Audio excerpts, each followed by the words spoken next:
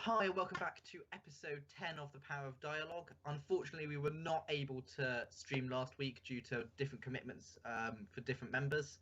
We couldn't actually get everyone in at the same time, unfortunately. We're also unfortunately not joined by Tom today, though he may be joining later. We are not sure.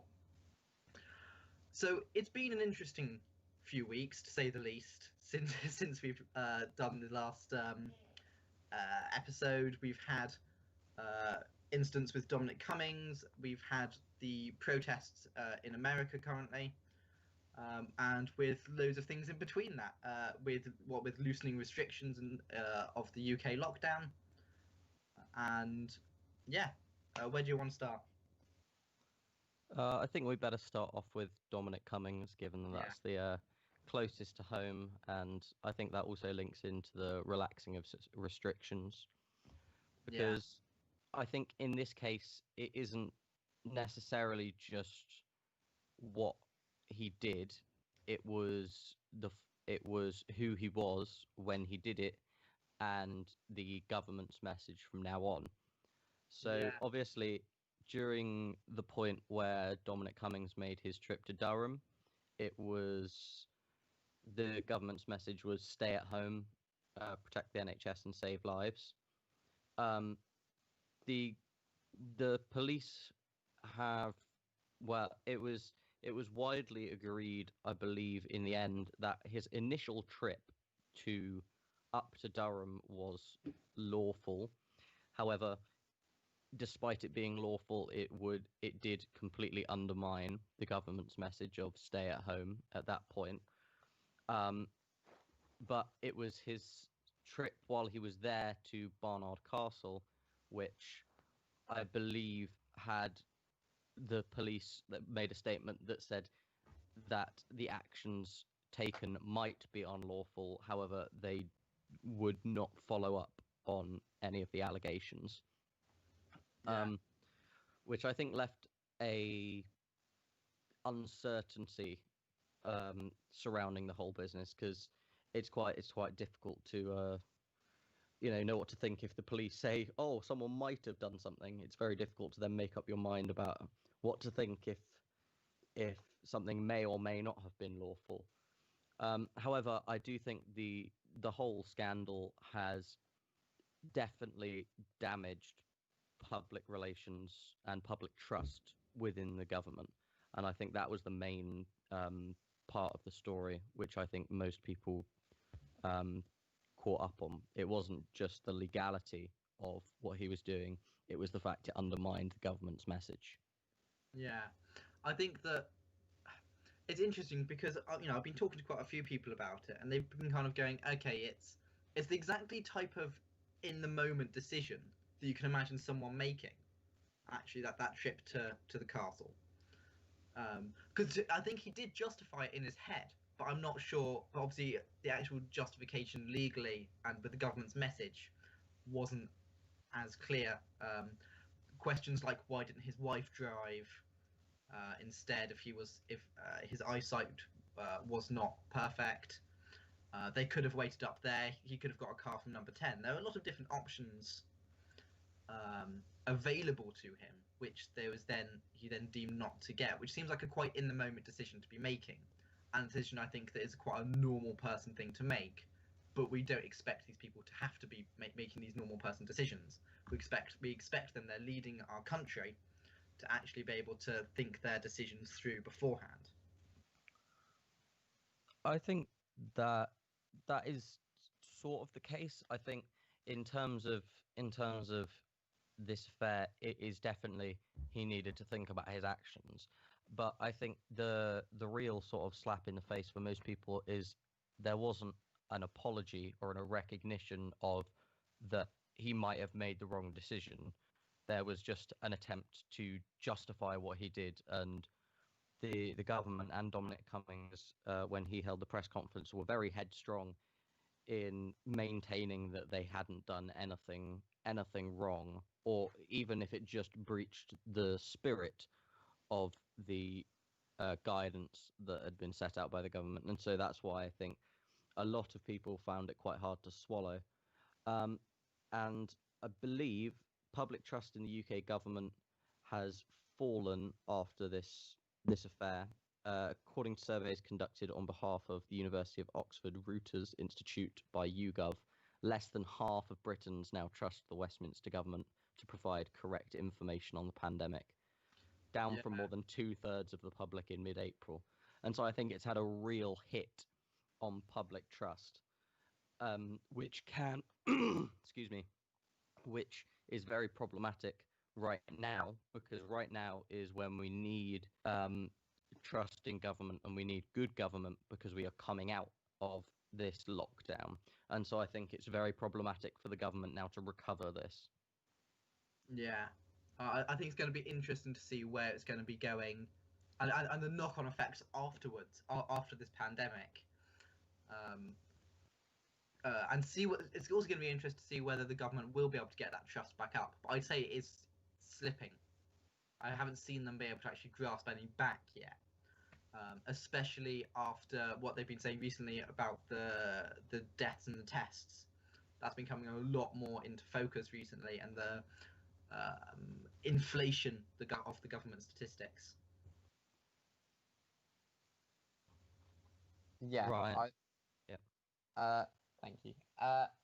Yeah, I think, but actually, when we're talking about it this week, it was a big thing for a couple of days, but the government has moved on, they managed to move the message on. It's not still, it was talk about it had gone on for 4 days by the time Dominic Cummings had his press conference, that it would carry on for a lot longer.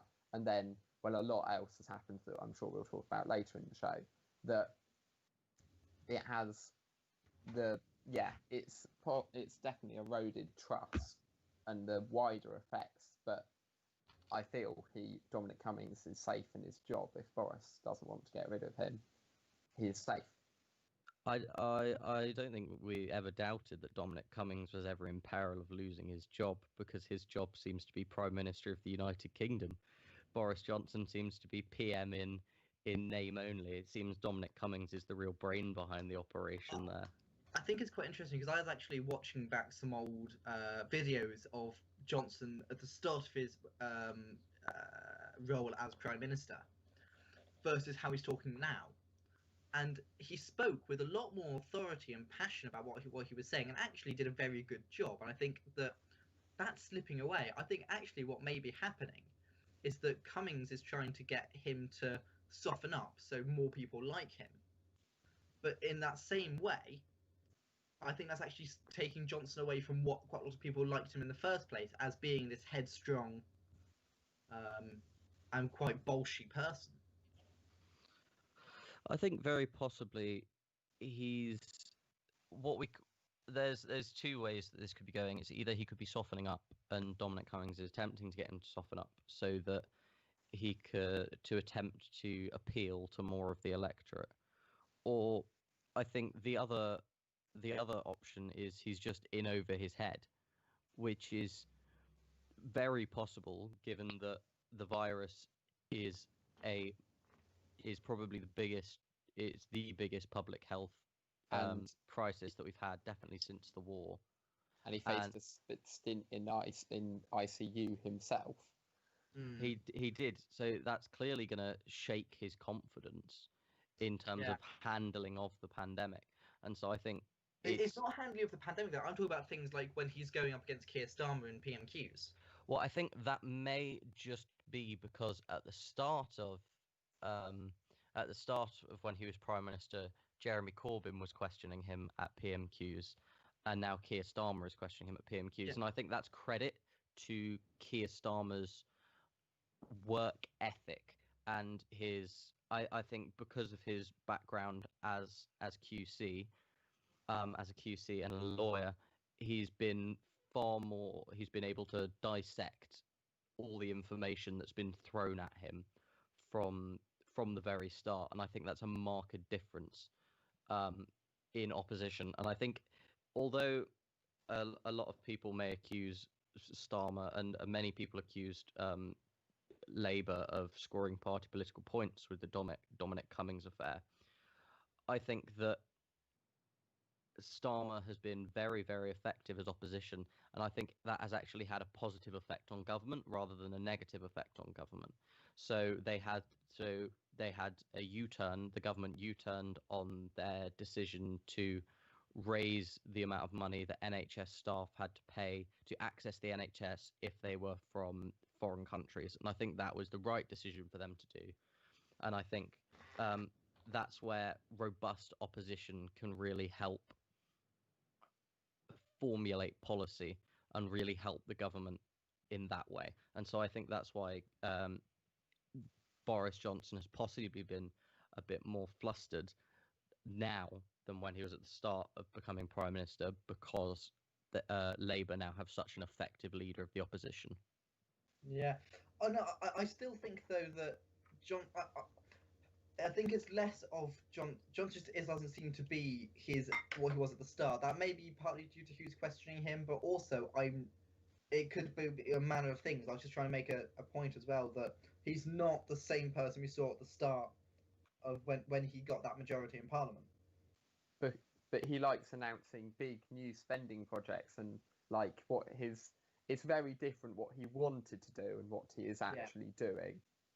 Yeah, that is true. I think it would have been far easier for him to be Prime Minister under normal circumstances, because these are such extraordinary circumstances. And becoming Prime Minister, I'm sure, takes a toll on everyone. I know ex-Prime Ministers said it's like the hardest thing they've had to do, and running a country, I'm sure, is very difficult. And so I'm sure that will take a mental toll as well as a physical toll.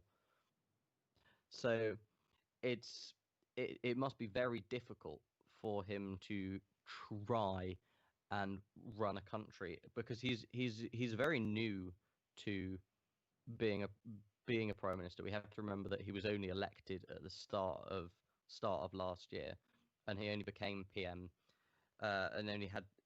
he became PM at the start of last year. The end of last year, I'm sorry. And so he's very new to this, and so I think it's very difficult for him to have to deal with something like this while not having a huge amount of experience as Prime Minister beforehand. Yeah. Oh, sorry about having to go there. I had to sort out a couple of things quickly. Yeah. So shall we talk about the lockdown restrictions and where they've been, or lack thereof, which should we say? Obviously, we've had Test and Trace now instigated without the app, which is kind of an interesting point. And we can now start to have people of groups of up to 6 people from any number of households. Well, up to 6 households meeting.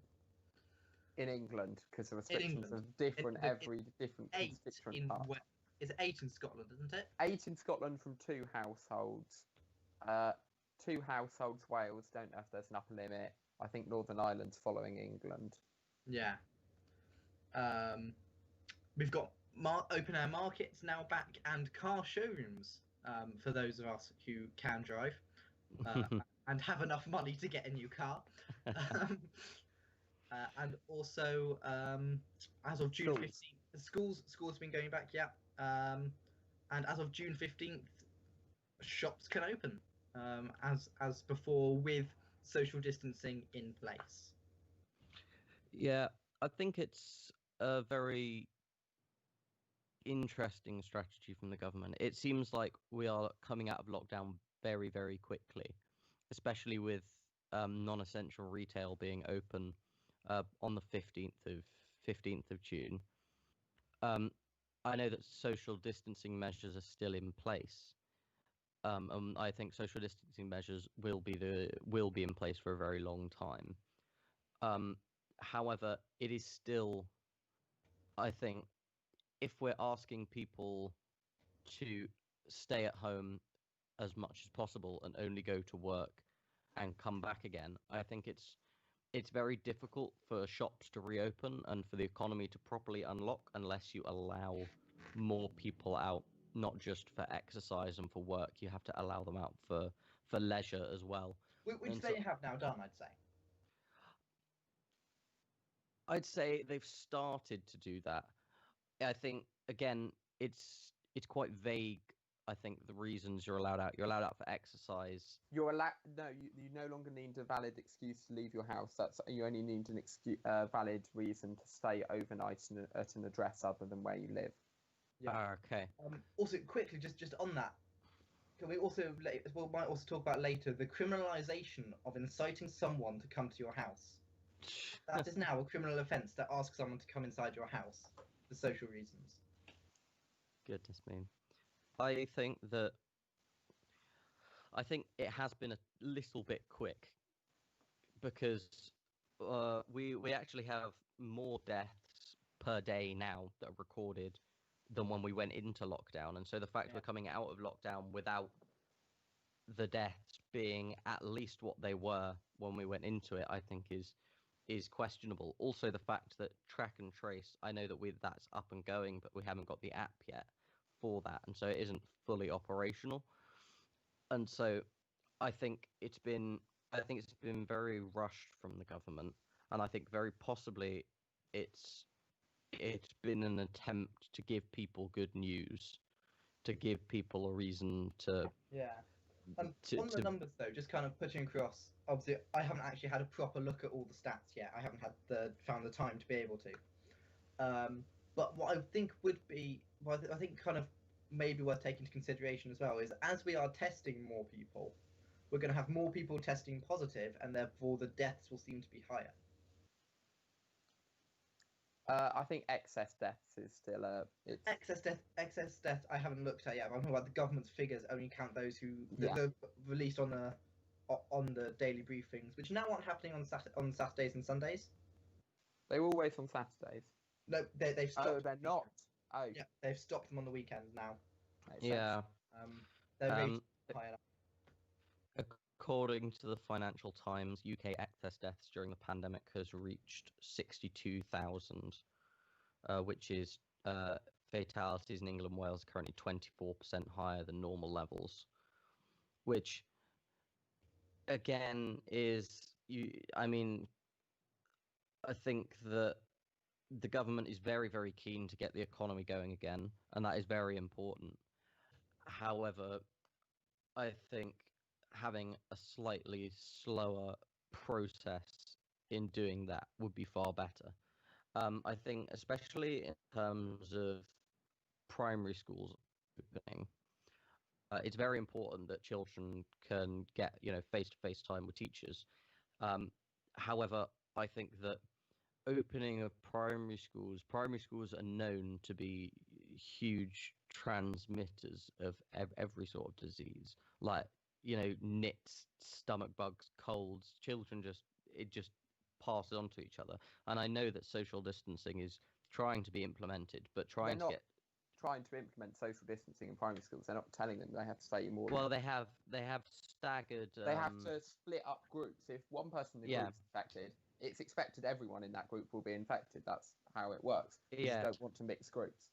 That's However, not exactly the normal understanding of social distancing. That does open up problems when children return home to their parents or their grandparents, and that puts parents and grandparents of children who are going to school at far more risk than I think is necessary. Though let's also just point out though that those children aren't under an obligation currently to go. Yes, children in place for not attending.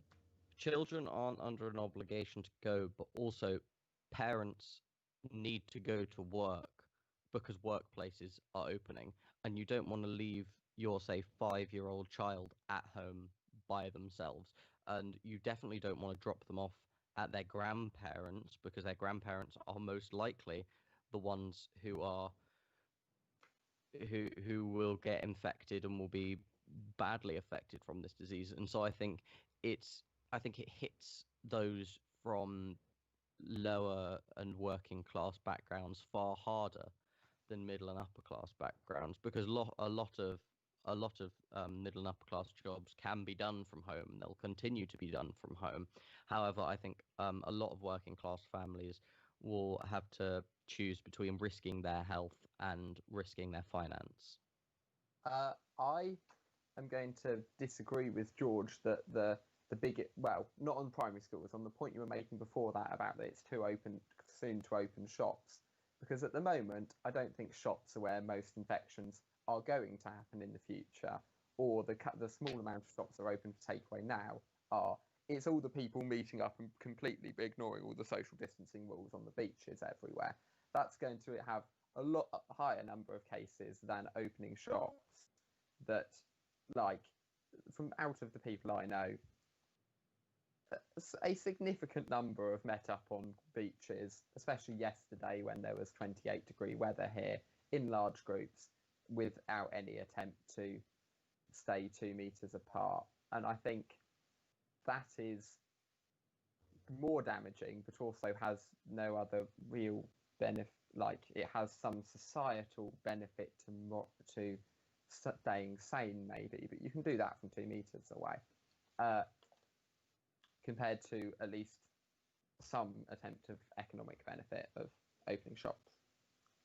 Well, I think it's been the case that a lot of people have used the excuse of Dominic Cummings when it's come to this.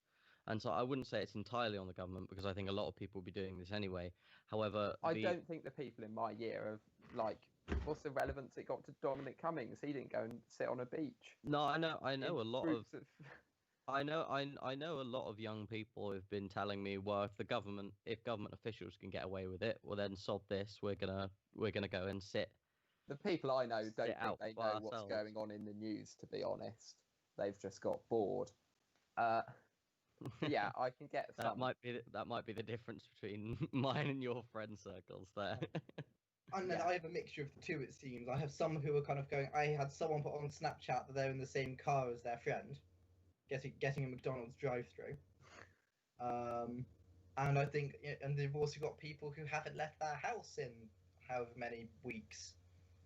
I think that's quite a range, I think, between people. And I think it's actually down to most of these people actually as well aren't paying attention to what's happening in the news. These are just people, the difference in people. I do find it interesting though, kind of like, I remember I was talking to someone the other day, and they kind of said that they were having a conversation with someone else, and this person was on the phone. This person was like, "Have you gone for your daily walk?"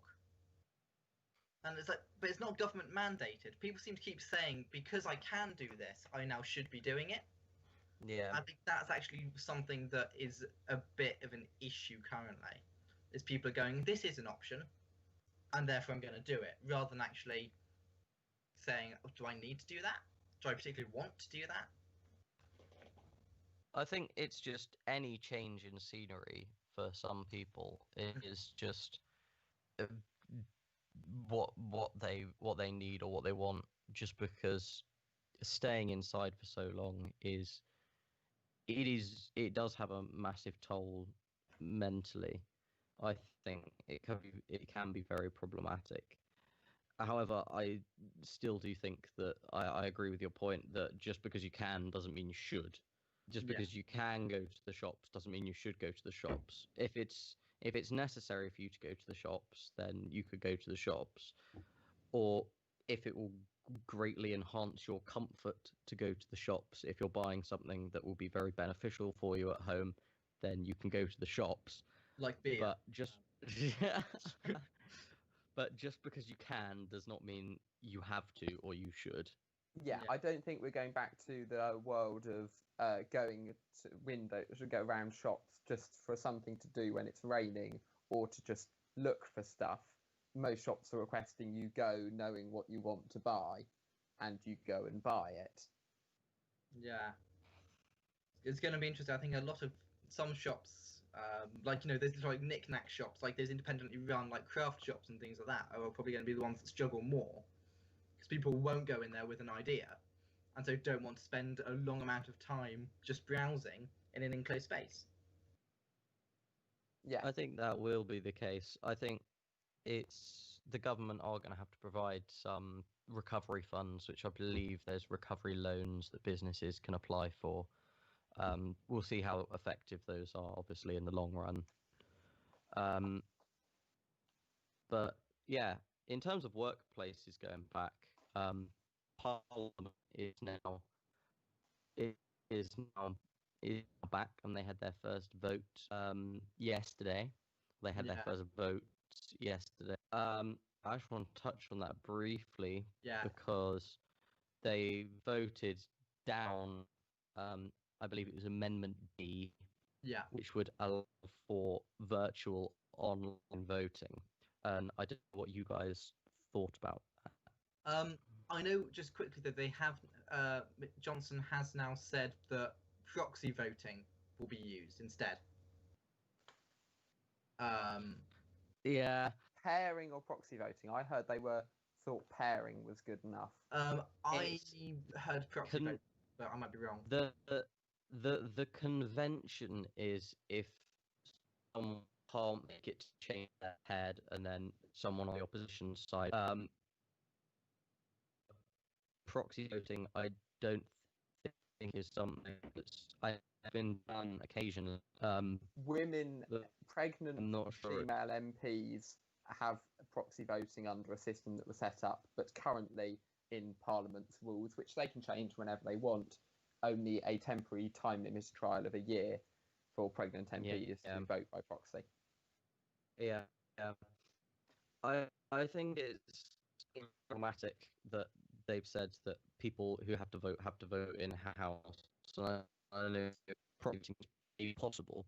I think that still has.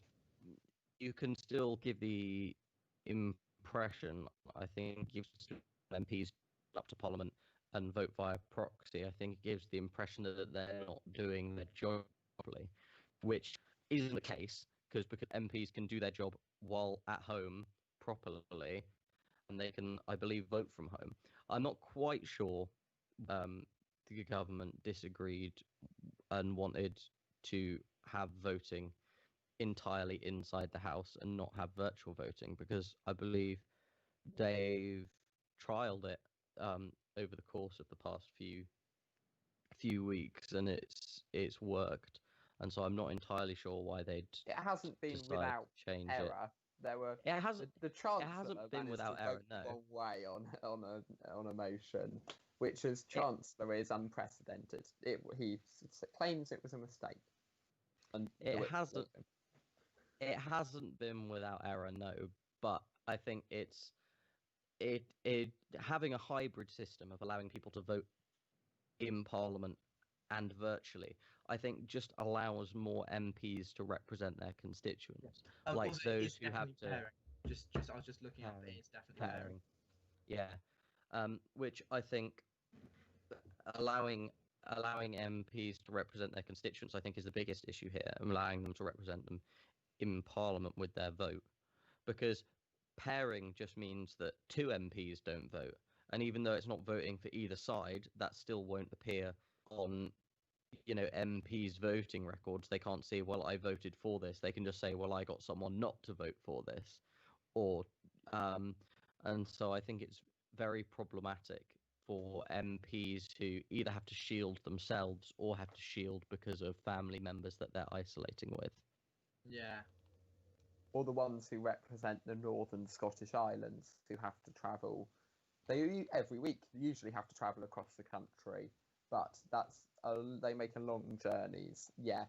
The old system, at least in the Commons, the Lords, I know, has been an absolute mess because they're all ancient and can't use technology. That's an issue for another day.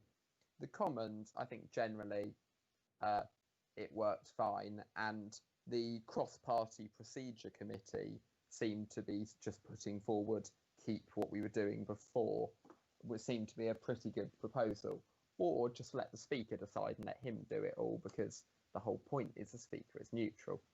But even though there were some Conservative MPs who rebelled, the government has a huge majority. It will go. Yeah.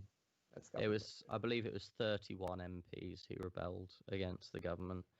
On the amendment, and then on the 10 amendment. on the motion. Yeah.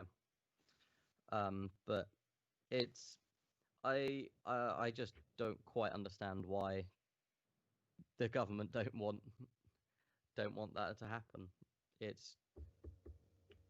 I can't see any benefits of it not happening, and I think especially seeing the the queue in Parliament of MPs trying to social distance. I think it was.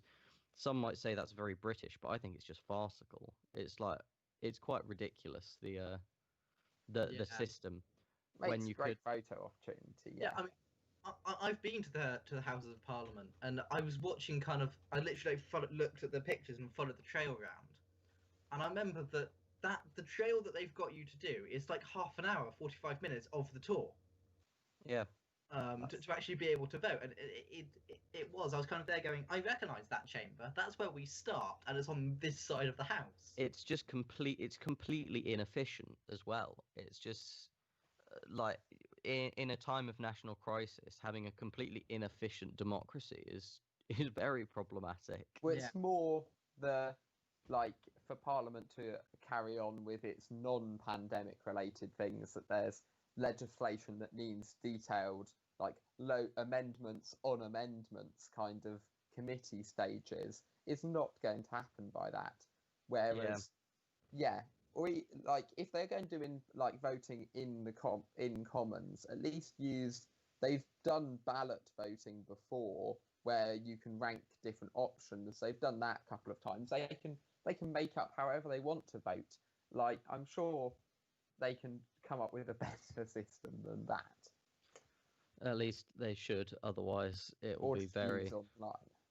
At least they should come up with a better system. Otherwise, it's going to be extremely inefficient.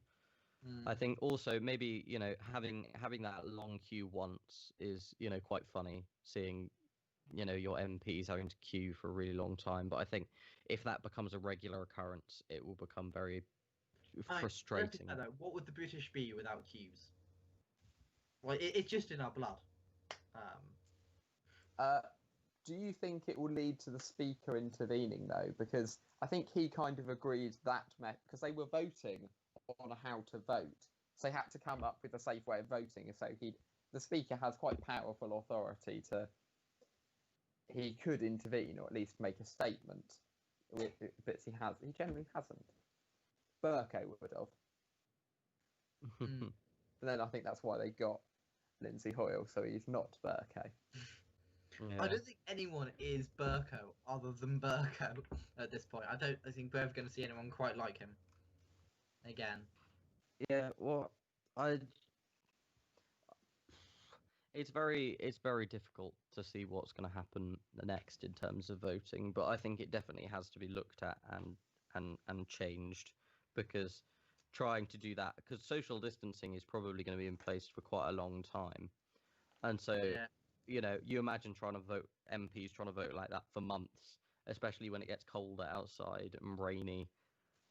It's just going to be completely inefficient.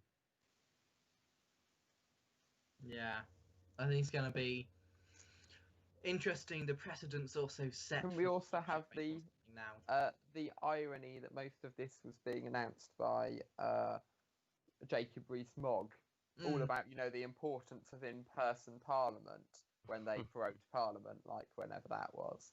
Yeah. And that was undone by the Supreme Court.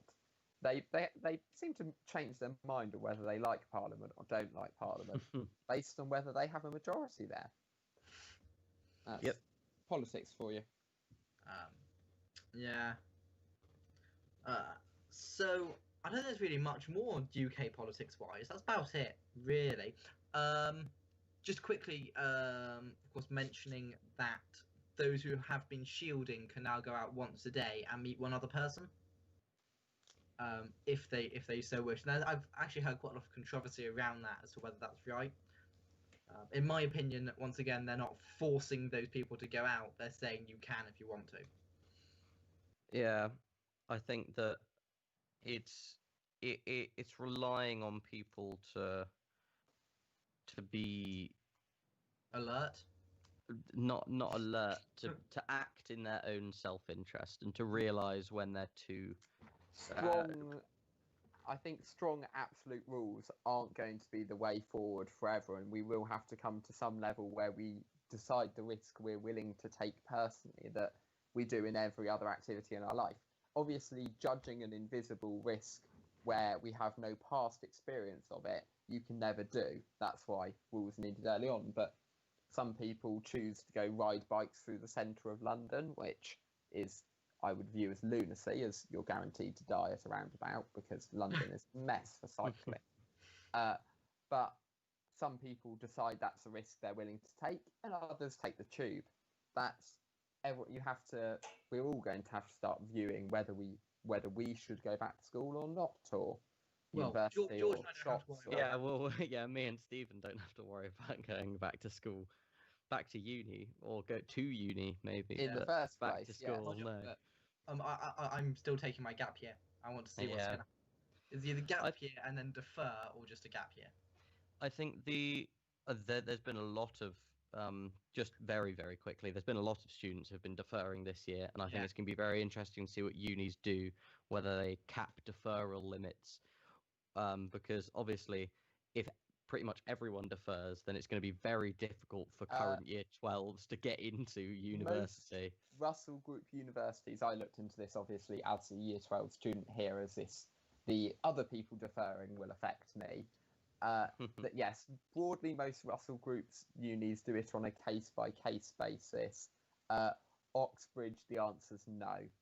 You don't defer an Oxbridge offer. You have to reapply Yeah. next year and do the Yeah, well, I test did. again, interview again, everything Yeah. again. So, but some of the lower tier unis seem to be happy to let anyone defer, which I don't get because they won't have any students. Or any money. So, and they're the ones who are the poorest and don't just have large billion-dollar cash reserves. So, Yeah. It's going to be Yeah. interesting to see all the things like the private landlords who rents places up to students as well. oh, poor them. No Or one likes. private landlords. No, Yeah, but it's the student private landlords are like the lowest of the low. Like, they're just awful. But also then there's the caps on where English students can go, because all this tuition fee stuff was to get rid of student caps, and they're back, and they were put in place without talking to the devolved governments, because who cares about devolved governments?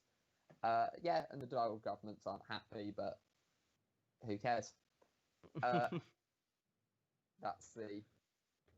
I think it's the biggest thing about universities is they're going to have a real issue when international students don't come, because I think international students makes up a lot of their income, because international students have to pay a lot more than UK nationals for university, and because of COVID-19, they're not going to have as many international students coming, and so we could very soon possibly see a crisis in quite a few universities in terms of number of students and finance. Yeah. Yeah, so moving on to maybe things slightly less close to home. Where do you want to start? Can we go? I was going to say Hong Kong. Yeah, we Yeah. can start with Hong Kong. This is the transition one, as it used to be part of the UK. And then when we go back even further, then the next place also used to be part of the UK. But we used to rule the world. Not anymore. So Hong Kong, yes, the Chinese government is going to try and introduce a security law that bans succession, rebellion, things that, don't really happen. I'm sure we have similar laws that are never used. The problem is China likes using these laws to crack down on free speech, dissent, anything negative about China, and they are going to enforce this on Hong Kong, which is meant to be ruled separately under the principle of two systems, one country. Yep. One country, two systems, that's it. Yeah. Two systems, one country is going to be a bit of a problematic. Yeah. And surprise, surprise, most Hong Kong people aren't happy. And then, what do you think? Then we get on to how we're responding as a country. How are we responding? Well, because we gave Hong Kong citizens who lived there before the handover British national overseas passports, which aren't really passports, like they don't make them a British citizen. Yeah. And we're giving the people who hold them more rights that eventually Johnson's laid out. He's basically offered 3 million Hong Kong citizens' visas? They have 1 year. It can be extendable visas. It will include the right to work. They're currently 6 months without the right to work. And you can just extend that, and in itself, that will give you a path to the UK citizenship. Well, I think But that some could. people are saying that's not gone far enough because it would take 6 years or whatever to be a. Yeah, but you could say that that's also a good it could be a good alternative for Labour, because I know that Britain's had real problems trying to get we just haven't had the influx of Eastern European Hong workers. Kongers aren't low skilled Labour. No, I know they're not low skilled Labour, but it can just be for it. We got to try and get more people in for low skilled Labour, but we can also if they're high skilled, then that also introduces possibly more doctors and nurses into the NHS would be very helpful. And so I think having an influx of because I think migration and or just work visas are extremely important to the UK, because however much we like to think we can't just live independently off ourselves. And so I think opening up new channels of migration, especially once we've left the EU, but once we're out of the transition period, is going to be very important. And so I think it's a good. I think it's good for us that we're allowing Hong Kongers to get visas to work, but then it's also good for them if they want to get out of Hong Kong. Yeah. I don't think there's really much to say on the Hong Kong. It was just a quick topic that, in case we do come back to it later, because by doing that, we might be breaching they're breaching their end of the agreement when we handed it over, but by giving Hong Kongers more rights, we might be also breaching our responsibilities. So, future diplomatic incident in the making. Yep. Yeah. And let's talk about some actual incidents going on currently in America. Yeah, you've got the Black Lives Matter protests. I think I'll talk about Trump's response to it first, which is obviously this all started because a police officer killed George Floyd, who was a Black American citizen, and many people have the 4 officers that were there at the time have been fired, but one of them has been charged. And one of them has been charged with, I believe it's third-degree murder, which is manslaughter for our UK audience. So they've apparently, I was looking up, they have 2. He's been charged with 2 things. I think it's third-degree murder and second-degree manslaughter. They also have manslaughter. As far as third-degree murder is most equivalent to what a manslaughter charge would be in the UK. They seem to have split it up into even more.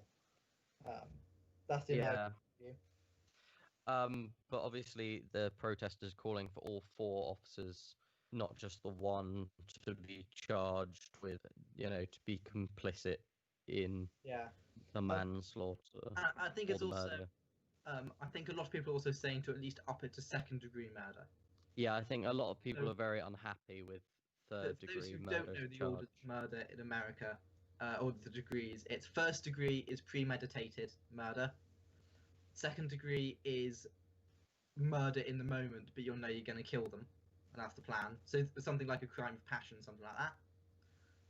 And then third degree murder is manslaughter or an accident. You intended to cause them harm, but you did not intend to kill them.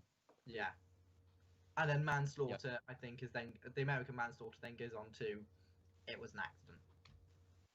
They died through your negligence or lack of care, but not through direct harm. Action, yeah.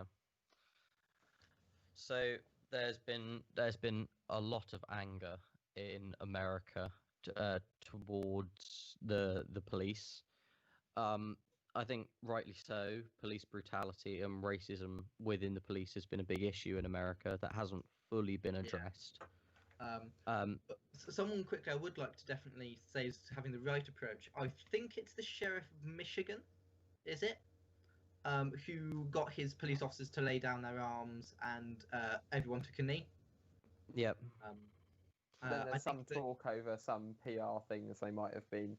yeah, Not, I don't know that specific one, but others they might have been taking good pictures, and then when it got in the daylight and then in the evening, not being very nice to them. So yeah, Yeah. I think it's followed been it well. it's been very problematic because there's been peaceful protests, and then there's been some riots and some sort of looting. There's been a lot of controversy about how the sort of riots and looting starts, whether it is those in the protest, whether it's outside groups who are rioting and looting, or whether it's actually undercover police who are starting violence in order to justify yeah, them going in and breaking up the protest yeah. and Um, by using excessive force.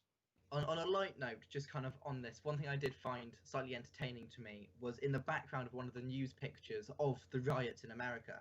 I think they're in a department store. And in the background of one of the shots, you can see, I think it's about a young 20-year-old white male just like looting Lego. Just Lego. Yeah. Lego you can see him actually, carry it under his arm. by weight, is very expensive, so you can carry a lot of it, and it's worth a lot. There have been problems know with what? people I've never breaking thought into about stores for Lego. Measuring currency in Lego. It's Well, worth its weight in Lego. Yeah, because like gold, it's worth its weight in gold. Gold weighs an absolute ton. Have you ever picked up some gold, like a bar of it? No, because it's heavy. Yeah, Lego, it's not that heavy for as much for. It's worth its weight in Lego. Back to police brutality and racism. Yeah, I think you then also have to look at Trump's response to this, which he said he would force the army upon states, which I don't think he can actually do. I think it has to be he can ask, or he can tell the governor to let the army into their I think state. the governors can bring in the National Guard. I'm pretty sure, I may be wrong on this, but I was pretty sure Trump can, or the president can bring in the army. He can bring in the army to prevent like subversion or something, but people are saying constitutionally he stands no chance because I believe it is in the constitution itself that you can't use the US military against other than the National Guard by governors. You can't use the US military on US soil against US citizens. Apparently, there's an 1807 law called the Insurrection Act, which means that they could deploy active duty US soldiers to US streets. He's the commander-in-chief. If he ordered them to do it, it would probably happen, and then there'd be a long legal battle long after it's happened to decide whether he should have done it. It was most recently used in 1992. After riots in Los Angeles. But I believe it had the consent of the governors, weren't opposed to it. So it's whether it was actually challenged in the courts. Yeah, I think whether or not there will be opposition from governors will be a big part of the Trump can do anything. I think the other thing is Trump hasn't tried to. I don't think he's tried to express any sort of sympathy. Yeah. Or he hasn't expressed any sort of understanding that the protesters have a point at least, and has instead sort of gone with rhetoric towards amping up, police presence.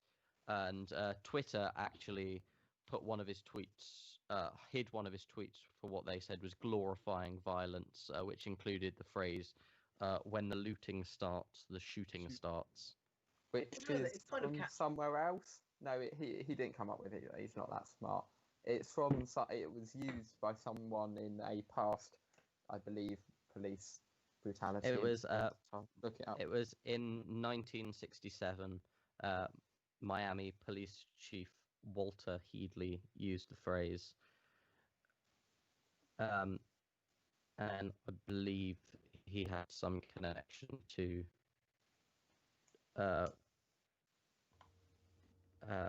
supremacist groups. He had a history of bigotry against the black community. Yeah.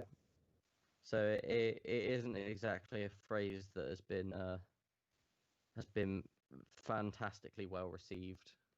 Okay.